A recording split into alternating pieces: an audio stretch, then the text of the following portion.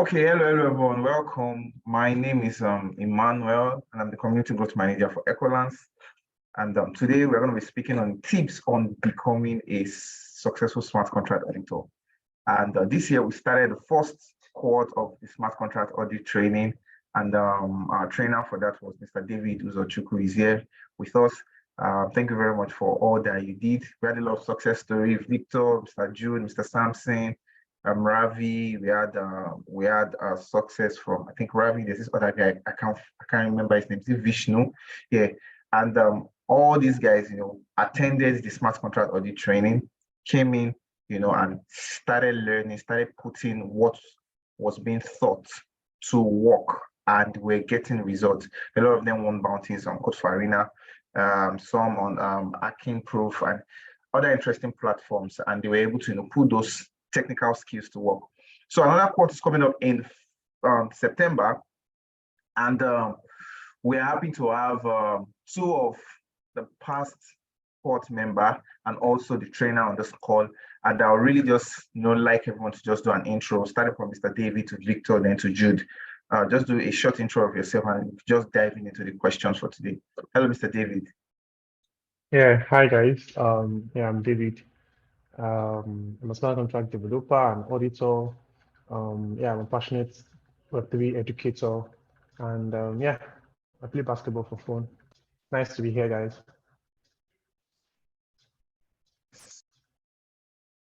Okay, yes, nice to have you here. Victor, can you do a short introduction of yourself? Yeah. Hi guys, nice to meet you. My name is Victor Okafor. I'm a Web3 Security Researcher, and I'm also a Smart Contract Auditor at QuillAudits. And nice to be here. Nice to speak about. Yeah, sure. Thank you very much. He's a Smart Contract Auditor at QuillAudits, and that's like an interesting one. Okay, so Jude, can you please give an intro of yourself? Okay. Good evening, everyone. So I'm Jude. I'm a smart contract developer and smart contract auditor, solo auditor. Okay, thank you. Yeah, sure. Thank you very much for that short intro.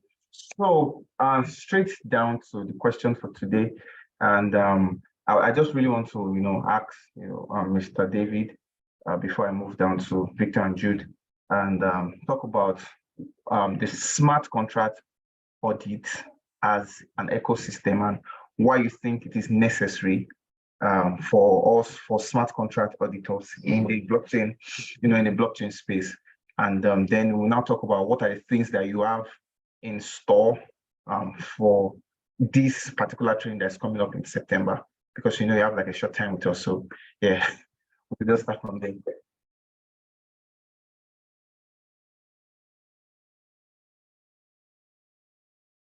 You're muted.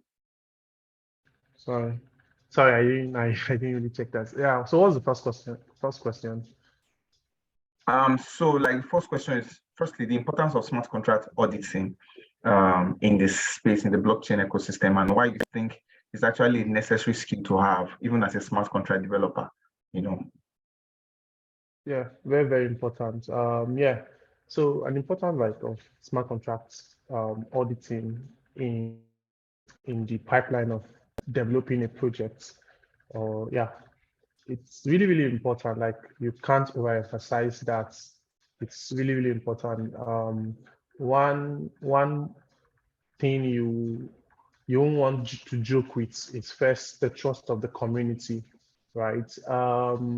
So this is a blockchain system where once you have designed your system, right, in a particular pattern, there is no point of going back. Unlike the Web2 ecosystem, where you can always have a pause to the system and do some maintenance, right, and change some code and fix some or patch some issues, right? So it's not like that here in the Web3 ecosystem, where you can do all those sort of things. So just like from a technical perspective, where you talk about smart contracts, right? Yeah, smart contracts are just basically instructions that are on the blockchain and are immutable. Like you can't make changes to them after deploying them on the blockchain, right? So if you have written a code and out of human error, right? We are really not, like, humanly speaking, we are not, like, everybody is not perfect. So out of human error or a kind of a bug or an issue that was not seen when writing that code, right? So there's a very high possibility that that can be seen when a security researcher, an auditor is looking from a more security perspective, right, into the code, and that will be spotted. And that will really help to save a lot of millions. You know, I can tell you, we've heard of several hacks that has happened in the space, different kind of patterns in which these contracts or these systems are being hacked. So as like that's why I say you can't really overemphasize the use or the need of smart contract auditing, because this is just one system that helps you to a great extent, right? To a very great extent, find these bugs quickly and fix them even before even before the system is being deployed. So to a great extent, it can't really be overemphasized. I can tell you, like, it's really, really very important. Like it's part of the core principle of building a system on the blockchain. Having a smart contract auditing as that, and also the community trust. So telling your community that, oh, your contract has been audited, gives a kind of confidence to your community, because they know, okay, an amount of time has been spent in writing this smart contract, right? An amount of time has been spent in building this system. So also, most people in the community maybe can be technical and they understand that code is law, like code, writing your smart contract is law. They don't trust anybody in the system. What they trust is the code itself. What the smart contract has been written, it will actually do what it's set to do. So yeah, so it's really, really important. Like, so these points are, amongst every other points, there are a lot of points that really shows the importance of smart contract auditing in a system. Yeah, thank you. Thank you very much. And I think one important factor you mentioned was trust, because code is law, and it is very, very important that the community know that everything about this smart contract is being audited, at least to a larger extent. I won't be having any ephemeral acts that will make them lose, that large funds of money. So yeah, to Mr. Victor, because I'll come back to Mr. David. But Victor, before the smart contract audit training, and this is actually a very interesting one for me. For smart contract audit training, you weren't working as a security researcher. I don't know if I'm right, at QuillAudits, and now after putting things that have been taught in the training and all of that things that already know to work, you were able to transition and also get a job at QuillAudits. So I just really want you to talk us through on how the training actually helped you. You could just give a background of some of the things before then, how the training helped you, and how you were able to apply yourself to putting yourself out there and position yourself for this opportunity. And I'm so excited that you were one of the top 5 for one of the audits. That was like an interesting one for us at EkoLance. So I don't know if you can talk about that, Victor. Yes, sure. For me, I would say, let's say with these three things. So 3 main things I want to talk about in terms of like about the journey, right, in EkoLance. And number 1 is one of the biggest impact, I would say, is the mindset of the ability of actually going through those tasks, right? And I feel those are one of the most important things. Like, so you see, every single exercise, or every single, like, okay, you have a task to write about this, go research about this. So being put through those tasks during EkoLance training, I would say it was very, like, fundamental for me, and like the assignments and those hands-on tasks, I would say, are very important. And number two would be practicing.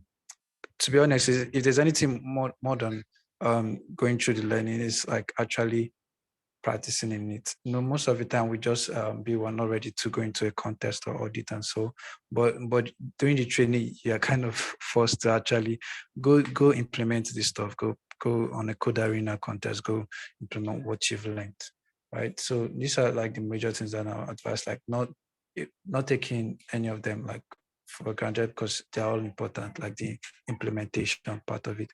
So and it helped me. I even opened like a new research blog, a Medium during the training, and these kind of things are kind of what would push you into doing what a real Web3 security researcher would do, right? You're not just learning; you're actually doing what you have done in the real world, and it was very helpful for me. Okay, thank you very, very much for that deep, just a walkthrough of how the training has actually helped us. I have a question to Mr. David before I go to Jude, because he just have a little bit of time with us. He has to jump into another call. So from your end, if there's a newbie listening to this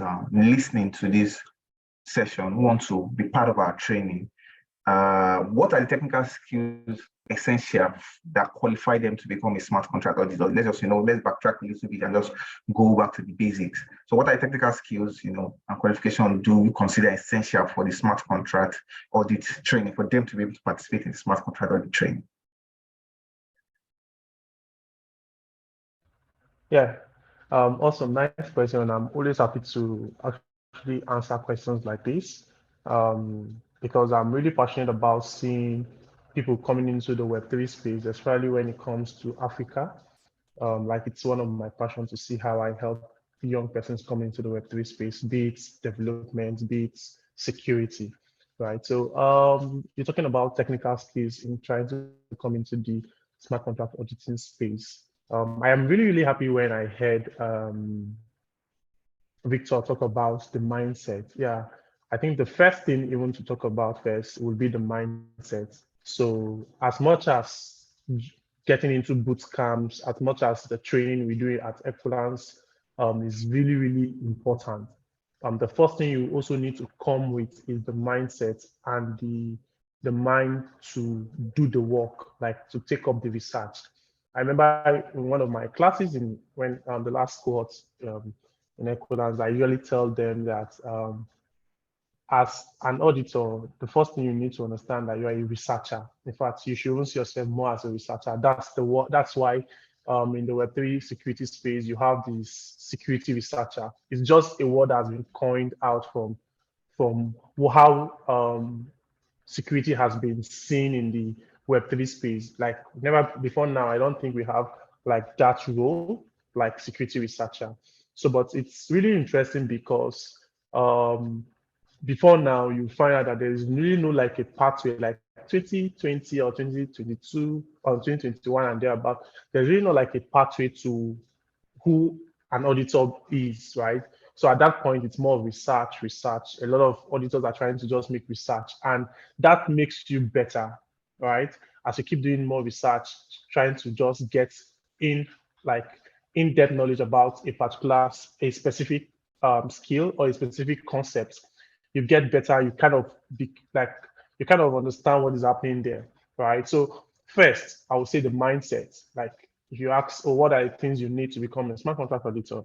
I think the mindset, the mind itself, curiosity, right? Curiosity, they say, kills the cat, right? So curiosity is really, really also very important in this space. Like you just want to know why this is working. How is it working? Why is it not working, and why it's working? Like these are really very, very interesting things you kind of keep asking yourself. When you see something working, like, do you know why it's working? Do you understand why it's working? So everybody see a lot of things working the way it's working. It is. So do you know why it's working? And when it's not working, why is it not working? When you fixed it, how did you fix it? So what was the problem? Like, so this is like a more interesting thing to first think, right? So, but getting down to technical skills, right?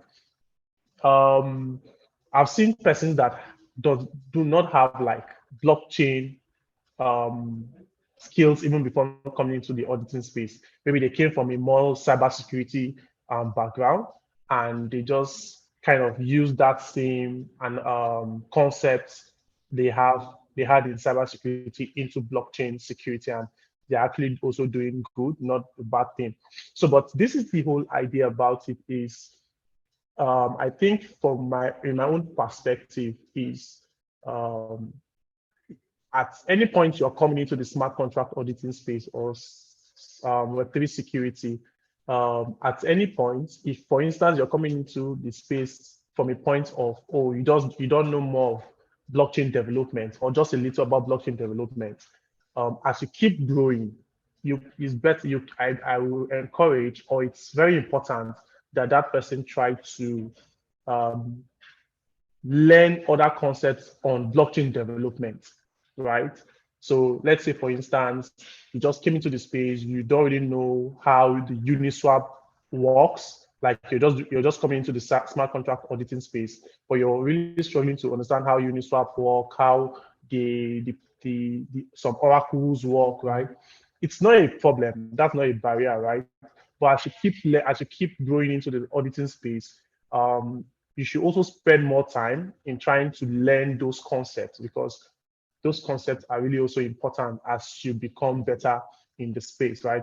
So technical skills specifically will be understanding if it's for on EVM chains, you will have to understand solidity, opcodes, like understanding how opcodes are actually executed, understanding your solidity, the best pattern, like so you also understand the environment, like, oh, you're using Foundry. Yeah. So also it's also nice to understand like testing tools, for instance, or testing environment, Foundry, had that, right? I think these are the most interesting common ones. Yeah, a good also if you have like penetration testing skills is also nice to have also in this smart contract auditing space. Among other basic technical skills which are also needed. But I think with this basic blockchain development skills, then you also know how to use some tools, right? Will be also very important. And these are the things we also teach in EkoLance during our trainings, right? So as you have like the bedrock, you have like the core of what you need to start your auditing journey.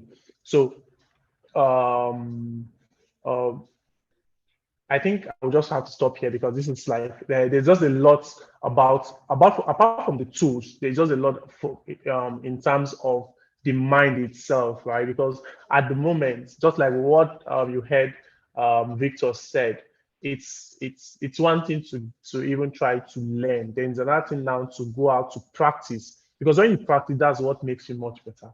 So I think it's those, from a technical perspective, those skills and tools I make mention was are good enough.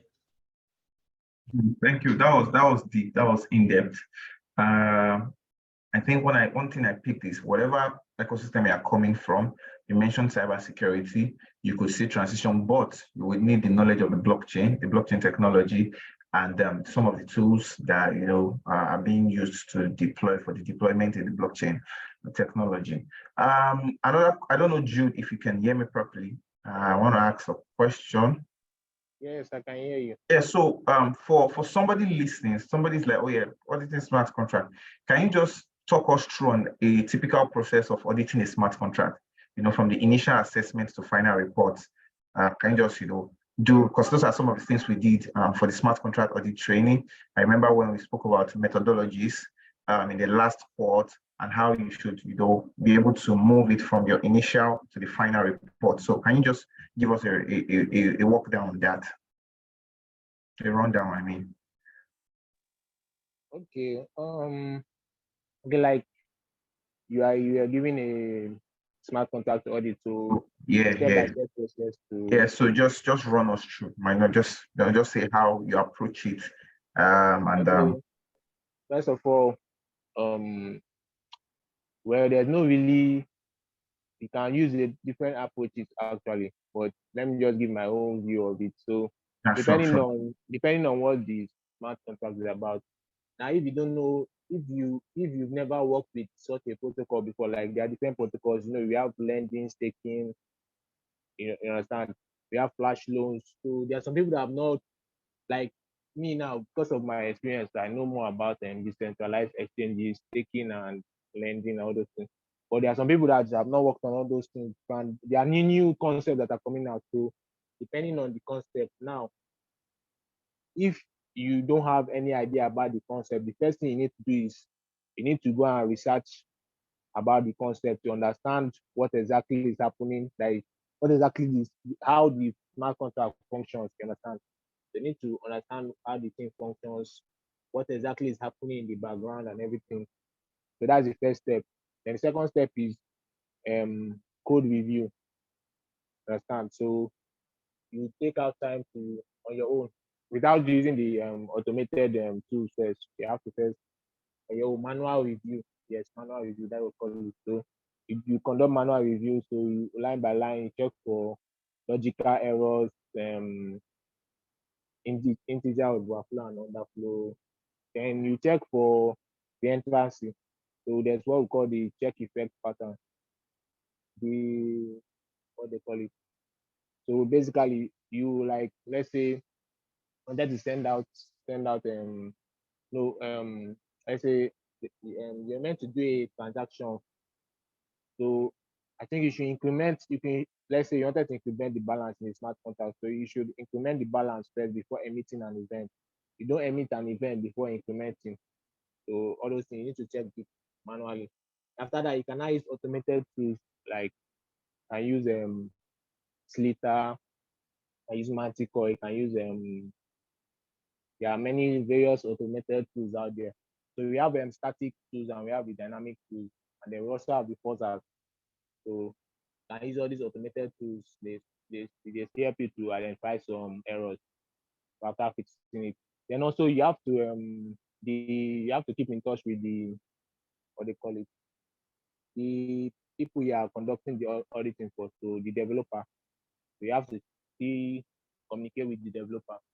So when you finally done the auditing and spotted out some like some issues with the code, so you need to create your findings. Like you need to create a report. You understand? Report that tells people, okay, like this is what I found. This so I told so line. This is and then suggest what they should do to fix it. So after that, you send the report to the team or the developers in charge, so they can fix it and then send it back to you. Then you now do the second stage. Second stage to like you have to audit it the second time to be sure that yes, that there's no other problem. And even at that, you still have to put a disclaimer because no, it's not possible to actually audit a code as in like 100%. You understand? So after that, you still need to put a disclaimer like even as we've done this auditing, it doesn't mean that that this thing is still free from any errors. So and you still need to do various auditing and testing, and then if possible, you even after you release the okay, like when the team are finally when you've done the auditing for them and then they modify the code and they've deployed it to the mainnet, so they can still put out bug bounty in case people can see why the code is live on the mainnet, so people can still go ahead and they can still review the code, and if they spot any bug, so you put a bounty like a price for someone that finds the Yeah. bug. Uh-huh. Yes, so Okay. that's it. Thank you. Yeah, sure. Thank you. Thank you very much for that. And I just want to ask Mr. David a question. So for the smart contract audit training coming up, what should the student expect? That's the first question. What should they expect? I had one question. Okay, so you can just answer that one. What should they expect?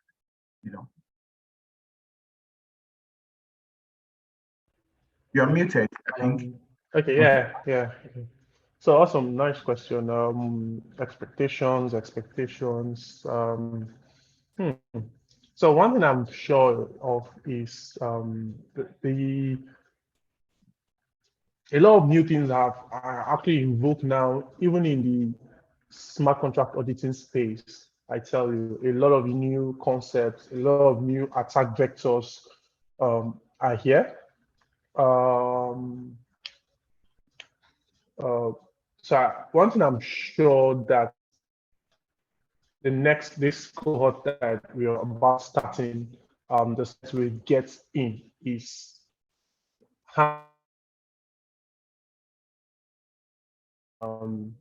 like practicing.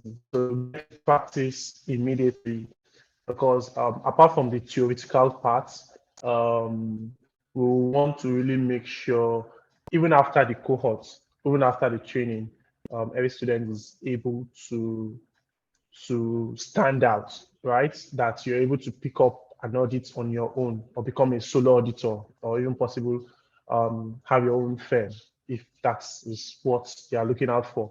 So, but we really will be giving out the necessary tools, the necessary basic core tools, core skills every individual or participants will be needing as they go into the auditing journey. So, but one first thing to note is, I think maybe I don't know, maybe the last cohort was, I think I was light a little, but in this next cohort, I just want to assure anybody that's coming on board that it's really, if you know you used to sleep, let's say 8 hours per day, I think I'll really be getting into your hours, because you'll be having a lot of tasks to do. Yeah, a lot of tasks to do. Yeah, but those tasks are not really to kill you or to make you feel bad. But I think those tasks are just to make you stronger and better, right? So you'll be having a lot of tasks. We'll be really taking up a lot of concepts also, and try to see how we have real-time practice, real-time practice. And yeah, we're also expecting to get other guys that are in the space to come share their own idea and just tell us how the space has been for them. Like we have Justin, like now we have Jude and um, Victor are here. So Okay. other guys part of like to really just share their own idea and how they do other auditing. But from a technical perspective, right, we'll really be sharing a lot of concepts, a lot of insights on some few updated tools. Like for instance, at the moment, I'm playing up with something very in the auditing space, and yeah, this is something I'll be sharing during our course. Really, really very interesting. Like it's a really nice tool at the moment. So yeah, I just know every student, anybody that is applying, anybody that is coming should come with the whole of their questions. Yeah, so we intend to answer like every question, like every question. So come up with your question, come with those things that are difficult. You feel, oh, just come and yeah, it will be answered, and I think more Okay. clarity will be for on that. Yeah, thank you. One more question. I think this one has been on my mind for a while. With the advancement coming to the blockchain ecosystem, a lot of advancement coming up at the same time. Okay, Julia, a lot of advancement coming up at the same time. Number two, with the advent of AI, how will that really affect smart contract auditing? As smart contract auditing on the two side, smart contract vulnerabilities. How has AI been able to crack that part of hacking smart contract, and what are the solutions to prevent that with the advent of technology? Awesome. Nice question. So this question, I think most time this question came like a buzzer during when ChatGPT was launched, right? So people were like, will AI remove the space of or remove the smart contract auditing space out of market or stuff like that? So, but this is one thing to note, right? not even because of smart contract auditing but a better understanding about AI. AI can't really do much without human input. That's the truth, right? So apart from like we have different kind of AIs. So, but let's just stay on the question, right? Let me just pick a point in this question, right? Because there are a lot of different topics or different arguments to talk about when you talk about topics like this. So, but I want to just make you understand that in smart contract auditing, there's what you call a kind of a logical bug, right?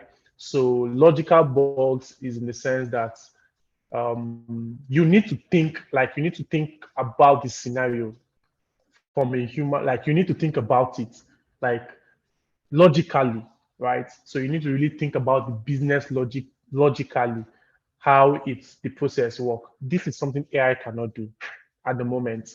Yeah, I believe probably as we keep growing or keep feeding AIs and they might come up with patterns in how to solve this. But at the moment, AI is limited to this. Probably, yeah, we might have AIs that can do something similar to it.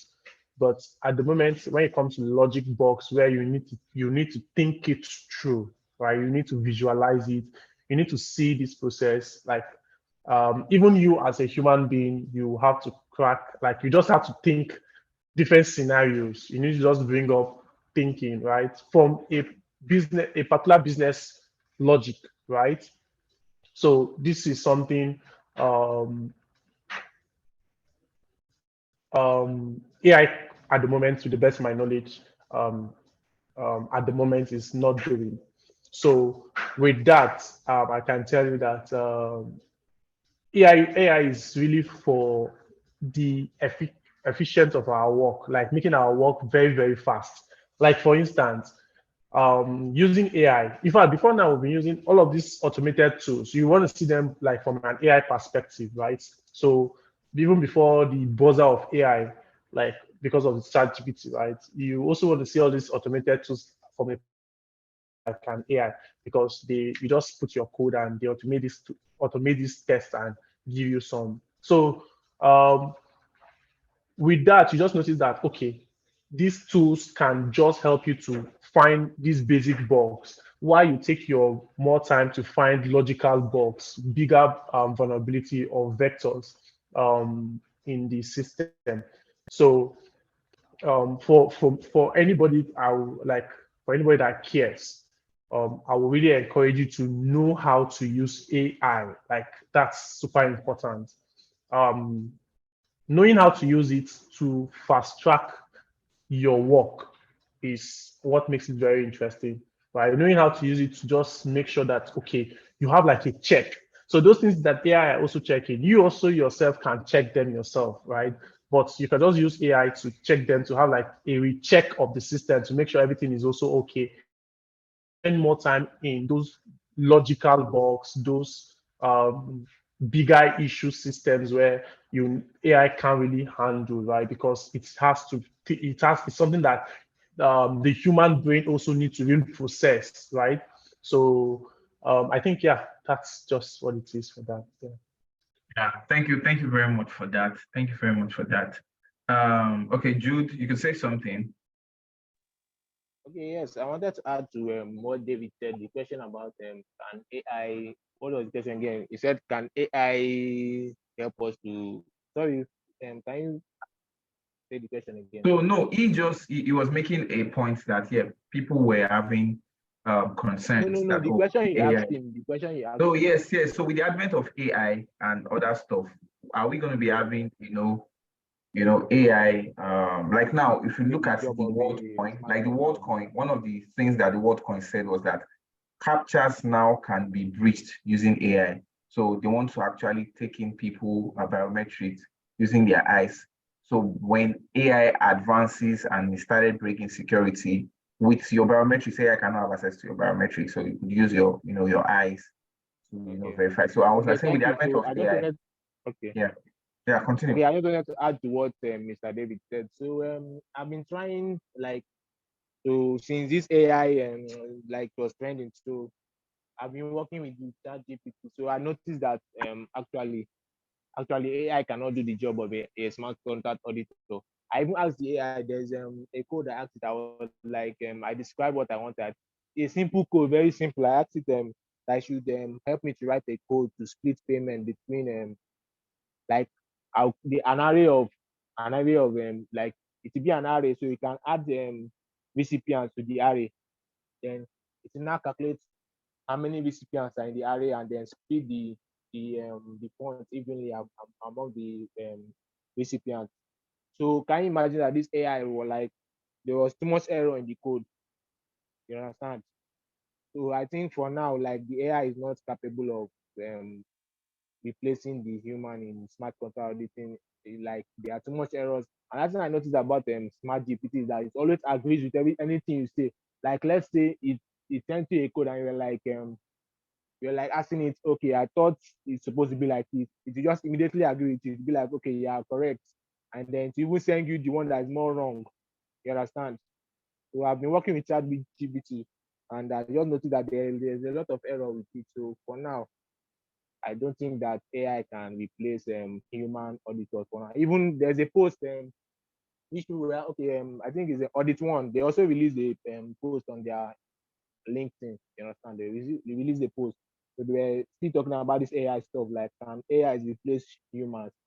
So there's a test they did with ChatGPT. They conducted a research with ChatGPT, and they also noticed that it's not for now, it's not possible. Maybe in future there might be advancements to the AI, and then let's see, maybe it could be possible that AI can do smart contract auditing. But for now, there's too much error. Even for it to even write the code, like to come up with the code, it can't even come up with the code without like there'll be a lot of errors. That simple code I asked it just like there was too much error in the code. You understand? And then want to talk of it now trying to help you to audit. So for now, I think there's a lot of error with the AI, like it's limited. So I think what you can just use AI to do is just if you are trying to like you are forming an idea in your head, so you can just ask it some questions like okay, now it helps you to make your like David said, it makes your work easier and faster. So let's say you're supposed to research something like to search it on Google, and you have to if you are searching something on Google, you have to open different pages, like you see different results. So you have to keep opening each web page to see if what you are looking for is actually in that page. But with ChatGPT, you can just ask it and it will just bring it will grab it from the source and just send to you in a matter of seconds. So that's the only way that like it makes the job a little bit faster. But in the sense of replacing humans, for now it can't replace humans. So I just wanted to like add to the question. Thank Yeah. you. Thank you very much for that. So, Victor, I don't know if you're here. There's a question I'd like to ask you. Someone asks, are there some tools used for auditing, or do you always have to do it manually? Victor. Hello, Victor. Yeah. I got the question. So to be clear, like if there are tools, like you don't necessarily have to do manual auditing, and if there are tools that could do that for you.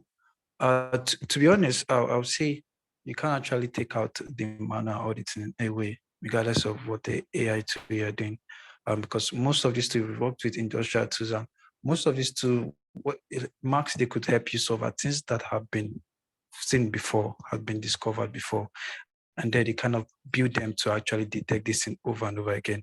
And we could see the rise of like bot race in code arena, the rise of what is innovation bots of each companies.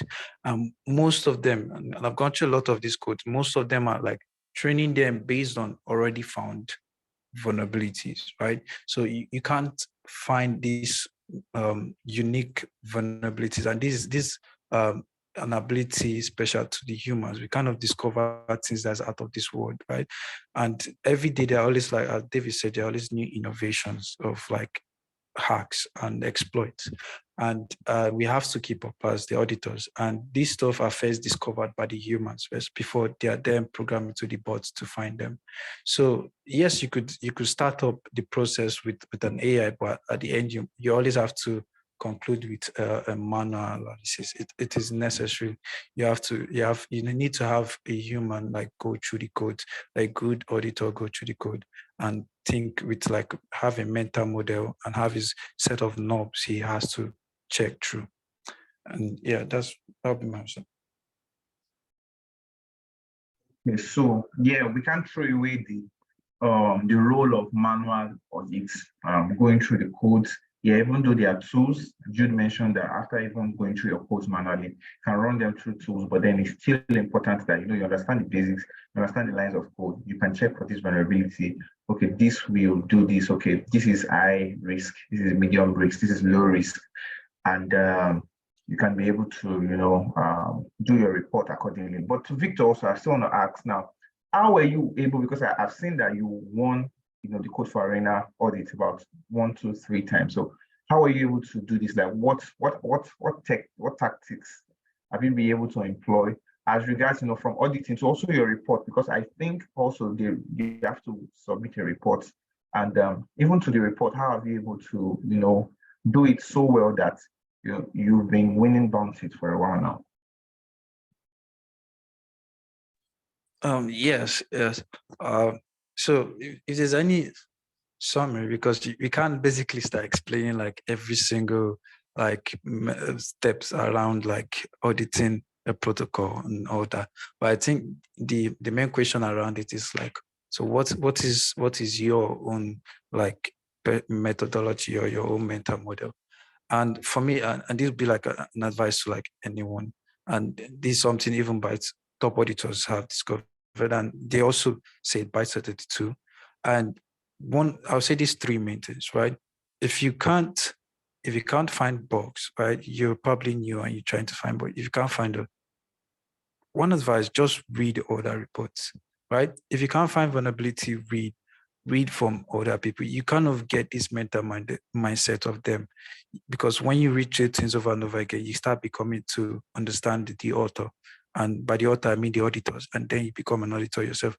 So people have done this, read from it. That's why every single success story, people have done it before, and you just have to kind of go through the past. So read. If you can't find vulnerability, read. And now if you're in the section of, okay, I've been reading a lot of reports, right? We see people that are in section of, I've been reading a report, we won't be there.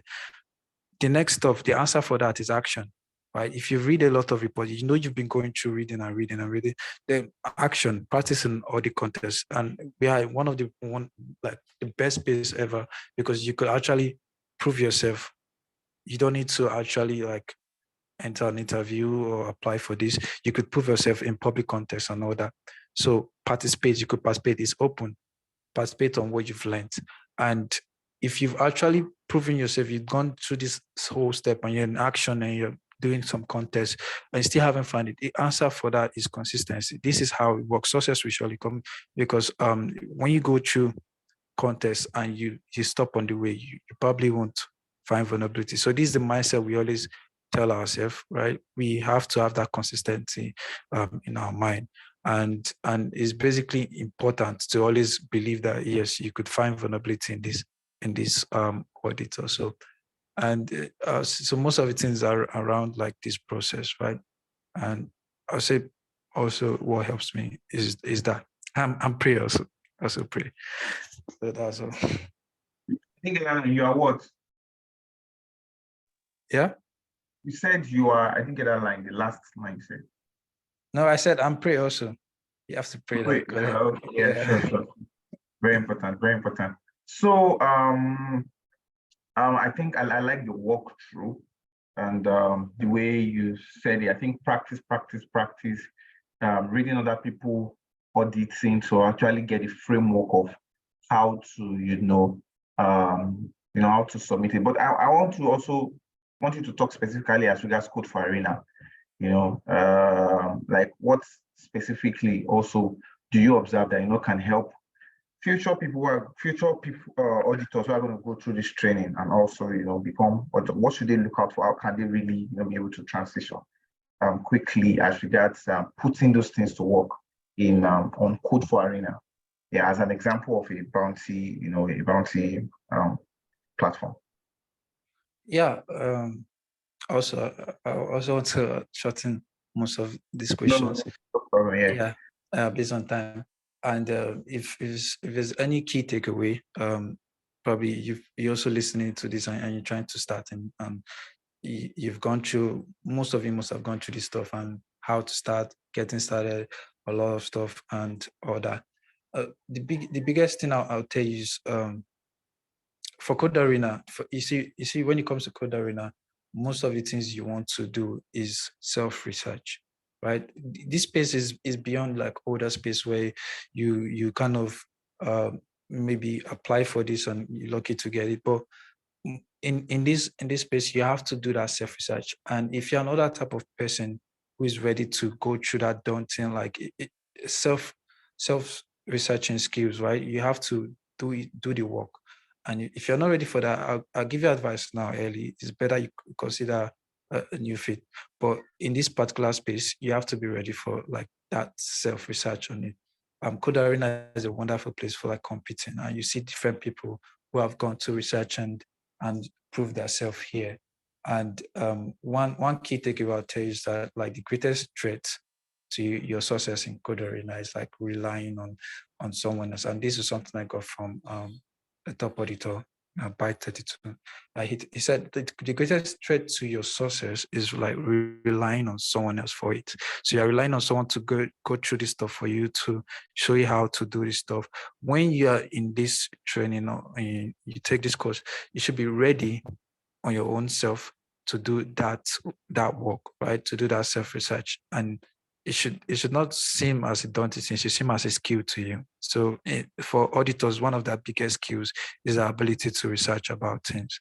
So if there's anything you come across, you don't know it, here's the funny story, a lot of us don't know it too. A lot of auditors, we don't know it too. So, but what makes us different is that we still go to research about it regardless and try to know about it. And so this is like most of if there's any ammunition you want to go into Code Arena and all of that, have a very good researching skills, right? And I hope it's very helpful. I'll have loved to give a lot of that, but I'm always considering time and making sure. Oh, okay, thank you very much. I think we will need to have a Twitter space one of those days where we really have this discussion at length. Thank you everyone for showing up. Thank you, Mr. David. Thank you, Jude. Thank you, Victor. If you're listening to this recording, we are talking about tips on becoming a successful smart contract auditor. We've been talking about that. And firstly, David mentioned the mindset, very, very important. Victor mentioned the fact that you should be open to research.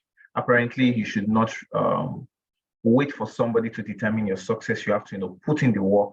And Jude also made mention of the fact that yes, AI will not completely replace human. The human space will still always be created, will still always be needed. So I'm just, signing out. Information to sign out. The smart contract audit training. Is there a question? Let me check. I think someone. Okay, so this smart contract audit training is going to be starting in September. Is there a scholarship for those who can't afford the training? So for our sourcing partners, there are scholarships for our sourcing partners, and I think I sent out an email to all of the sourcing partners lead, and they would have sent it to their community partner, and they would fill out and do the necessary things that need to be done. So for sourcing partners, there are scholarships for them. If you have not bought the ticket for the smart contract audit training, please go now to EkoLance.io, go to the program session and get your ticket. Trust me, we have a lot of success stories. Some of the alumni are not on this call. I reached out to one of them, is actually traveling. I think maybe I have a conference. Two of them actually are traveling. I think they have a conference.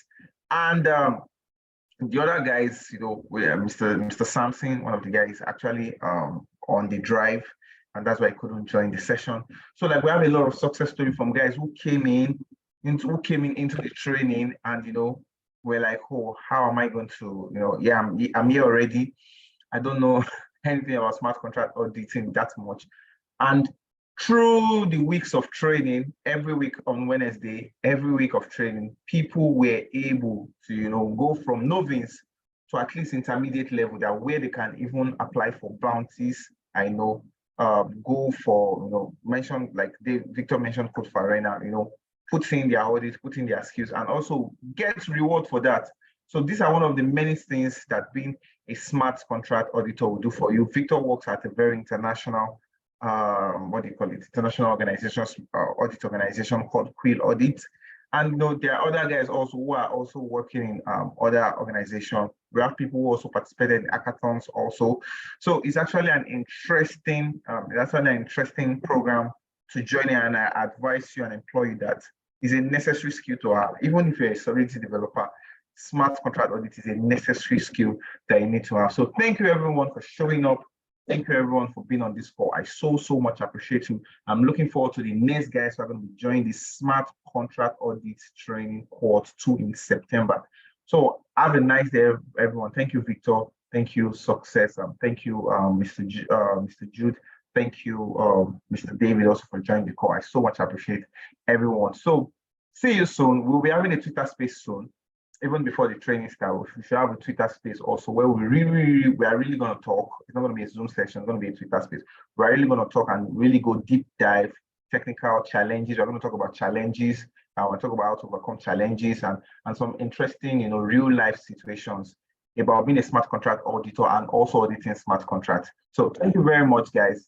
Have a lovely weekend. Bye, everyone.